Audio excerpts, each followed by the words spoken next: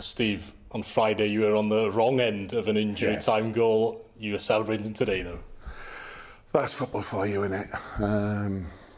You know, the emotions of the game. That's why we love it. Like obviously on Friday, obviously devastated, you know, to lose in the manner. And again today, obviously wasn't happy with how we performed, but we kept plugging away, put a little bit of pressure on them at the end, and managed to get an equaliser. And again, was it 94th minute? So yeah, take that.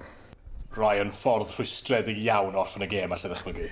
Ie, pan chi ddim yn rhoi'r pêl yn rhwyd nhw, dyna beth sy'n digwydd, chi'n rhoi gwasgedd ar eich hunain yn eich bocs eich hunain, so dyna beth sy'n ni wedi trafod. Hanner amser a diwedd y gêm fan hyn nawr.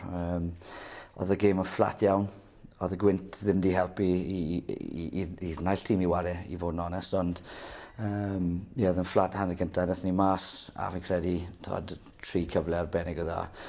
George Radcliffe wedi wneud arbediad o didog fi'n credu, oddi wrth un ohonyn nhw, ac mae'r diwrnod arall mae hwnna'n 2-0 a wedyn mae'r gêm bach yn haws, ond fi ddim moyn cymryd dim byd o'r Barri, mae nhw'n tîm llawn cred hefyd, so da iawn iddyn nhw, ond yn rwystredig i ni just peidio cael buddugoliaeth cyntaf yna. Robbie, how difficult was that out there today? Yeah, it was an absolute slog for us, to be honest.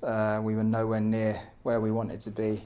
But the only positive we take out of it is good characteristics towards the end, and we get probably a point that we don't deserve. But you know, we deserved a point Friday, so we'll take that today.